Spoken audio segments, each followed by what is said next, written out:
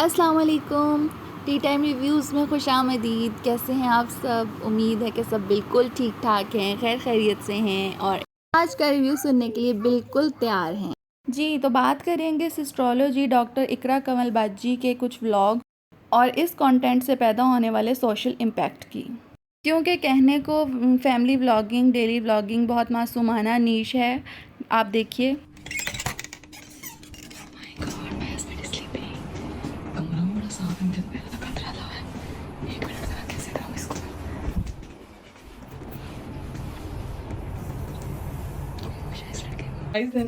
इतना मिस किया मैंने आपको।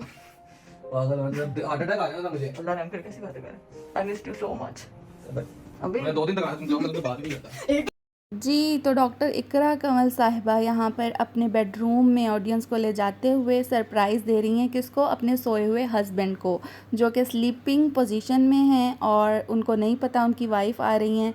और इस तरह ये उस ऑडियंस जो जिनके ज़हन इंतहाई कच्चे हैं, नापुख्ता हैं, अपनी टीन एज में हैं, उनको अपनी पर्सनल प्राइवेसी के इंटीमेट सीन्स दिखाकर अपनी तरफ अट्रैक्ट कर रही हैं और इंगेज कर रही हैं और अपना घर का लिए अपनी ज़िंदगी गुजारने के लिए रेवेन्यू इकट्ठा कर रही हैं, जिस रेवेन्यू से ये वो उन्हीं ऑडियंस को दोबारा से रिकैप्चर करेंगी, दोबारा से वो उनको अपनी तरफ अट्रैक्ट करेंगी या नई घर, गाड़ी और बंगले लेकर।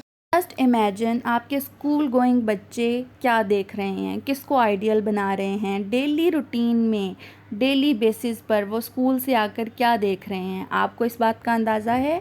मगर ये जो कंटेंट क्रिएटर्स हैं, इनको आपकी यंग जनरेशन के फ्यूचर की फ़िक्र क्यों होगी? सरप्राइज़ के नाम पर ये तो ख़ुद अपनी प्राइवेसी ब्रेक करते हुए कपल रोमांस दिखाते हुए नज़र आते हैं, जबकि इनकी ऑडियंस कमेंट सेक्शन में क्या बातें करती है, किस एज ग्रुप की ऑडियंस और किस मेंटल लेवल इनसे ताल्लुक़ रखती है, आप कमेंट सेक्शन में जाके ख़ुद देखें, आपको अंदाज़ा हो जाएगा।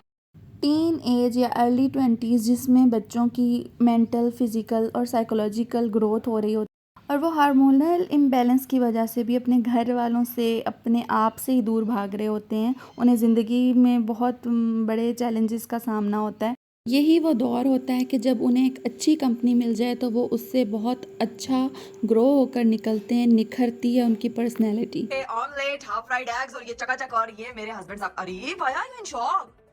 इतना शौक? मैं नहीं मान सकता ये। अरे क्यों नहीं मान सकते यार? मैं सुबह से लगी हुई आज आपके लिए नाश्ता बनाने। इतने दिन आप मेरे बगैर रहे। मैंने कहा यार अपने हाथों से बना। मैं मान ही नहीं सकता कि तुमने बनाया हुआ। ये पराठे तुमने बनाए हैं। अरे ये देखो स्क्वायर वाले पराठे मैंने खुद बनाए अपने हाथों से। गांव वाली बाजी से बनवाए। मतलब शर्त लगा लो ये तुम बना ही नहीं सकते। आप मुझे अंडर एस्टिमेट करोगे, नहीं बना सकते। मैं तुम्हें अंडर एस्टिमेट नहीं कर रहा, मैं तुम्हें जानता हूं। मैं किसी चीज बाजी जी, ये तो आपने बड़ी ही नाइंसाफ़ी कर दिया। आपको कैमरा ऑन रखना चाहिए था। आप दी बेस्ट व्लॉगर हैं, आप कैसे भूल गई? आप तो प्रैंक करते हुए फ्लैश ऑन कर देती हैं कैमरे की और सामने वो नज़र भी आ रहा होता है उसका रिफ्लेक्शन। अब आपसे चूक कैसे हो गई?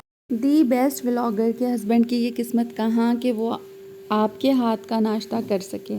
खाना बनाना या ना बनाना ये सेकेंडरी बात है। आप इतना कमा रही हैं कि आप किसी को भी हायर कर सकती हैं, मेड रख सकती हैं, कुक रख सकती हैं, लेकिन तवज्जो तलब बात जो आवाम के लिए, जो व्यूअर्स के लिए और छोटे कच्चे जहनों के लिए ठीक नहीं है, वो आपके बोलने का तरीका और लहजा है।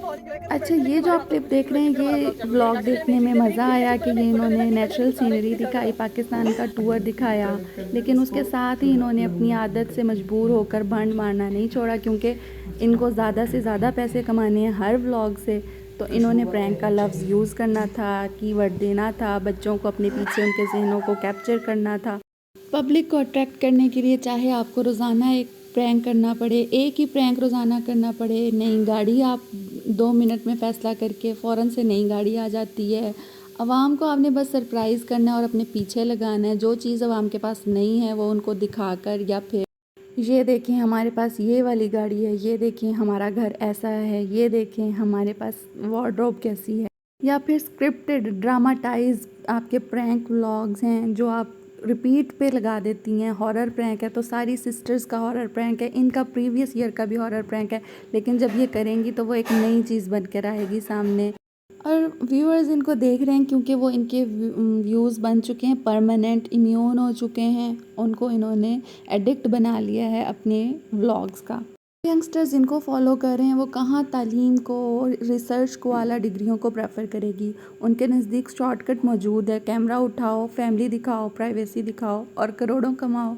ऑडियंस ऐसे बच्चे बच्चियों से भरी हुई है जिनके घर में सेहत, तालीम और उनके खाने, मंथली बिल्स, ग्रॉसरी और खाने पीने की दीगर ज़रूरियात के लिए उनके वालिदैन दिन रात खून पसीना एक करके मेहनत कर रहे हैं। जबकि ये बच्चे एक कपल रोमांटिक फैंटेसी को लेकर या फिर जो चीज़ें उनके पास नहीं है, जो कंफर्ट जोन और लग्जरीज़ उनकी अपनी लाइफ में नहीं हैं, उनको देखने के लिए उनके साथ फॉलो अप करते हैं, उनको देखते हैं और अप्रिशिएट करते हैं। बाकायदा इनकी आर्मी बने हुए हैं और नहीं जानते कि वो बग़ैर किसी सैलरी के उनके बिज़नेस का कितना बड़ा पार्ट हैं।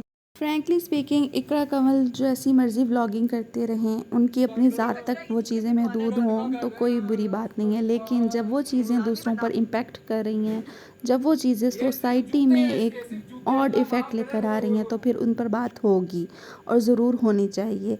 Everything that you do comes back to you, remember every action has reaction. Game सिर्फ ये नहीं है कि आपने व्लॉग बनाया, उस पर मिलियंस व्यूज़ आ गए, आपका रेवेन्यू जनरेट हो गया और लोगों ने एंजॉय कर लिया। नहीं, बात यहाँ ख़त्म नहीं हो जाती, बल्कि उन पर एक आफ्टर इफ़ेक्ट रहता है, उनकी ज़िंदगियों में इससे तब्दीली आती है, उनकी जहन साजी होती है। ना जानते हुए भी वो आपके लाइफस्टाइल को एक मेयार समझने लगते हैं, जबकि ऐसा नहीं है। ज़िंदगी ये नहीं है कि अगर आपके हाथ में पैसे हैं तो आप रिश्तों का एहतराम और उनकी अहमियत ही भूल जाएं। अरे जल्दी जल्दी करें ना। तुम्हारे करोड़ जूते कहना यही जूते ना मैं तेरे सिर पे मारने जितना तूने बदला ले रहे हो मेरे से का मेरे जूतों से। लेना तुमसे चाहिए। इस लड़के का भी बुरी हालत हो रही, इसने बहुत मेहनत की है। अरीब, फिर जाना चाहती हूँ मैं आपके साथ। तेरी मेहरबानी, तू वापस जा, मैं बड़े सुकून में। इकट्ठे जाते हैं ट्रिप पे। मैं भी बहुत थकी, मेरा इतना सफर एक तो मैं कर कर के आई हूँ। यहाँ से ये बात तो पता चल गई, दी बेस्ट व्लॉगर बनने के लिए आपको घर का कोई काम नहीं आता होगा। घर अपने माँ बाप के घर में जो काम आप करते भी हैं, यहाँ पर आपने नहीं करने। अगर आपको कुकिंग करने का मौका मिल जाए या सर पे पड़ जाए, क्योंकि इनकी भाभी अपने बेबी की वजह से अपने मेके गई हुई हैं, तो आपने घर पे रहना ही नहीं है कि आपको पकाना पड़े और ख़िदमतें करनी पड़े।